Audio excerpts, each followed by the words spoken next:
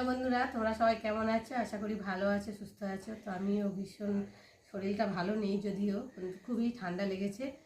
আর নাক দিয়ে শুধু সমানে কাঁচা জল পড়ছে, আর গলাটা ব্যথা হয়েছে, ভীষণ কষ্ট হচ্ছে। তো এই যে আদা দিয়ে চা বানিয়ে নিয়ে এসেছে, এই যে চাটা খাবো।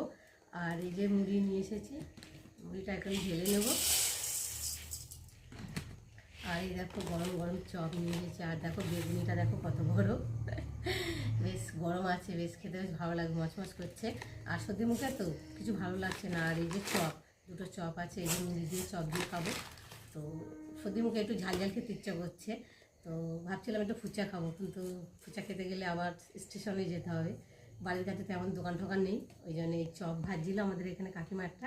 তো কাকিমা ভীষণ চপটা ভীষণ ভালো বানায়। তো দেখো এই যে চপ নিয়ে এসেছি, আমি চপ দিয়ে খাবো। তো দেখে একটুখানি খেয়ে চপটা, তার আজকে বেগুনিটা একটু খেয়ে দেখি কেমন লাগবে। আমি পুরো মচমচ করছে। আর মুখে তো কিছু খেতেই ভালো লাগছে না, তোমরা জানো সর্দি হলে মুখে কিছু ভালো লাগে না। তো দেখো একটু চাটা খাবো।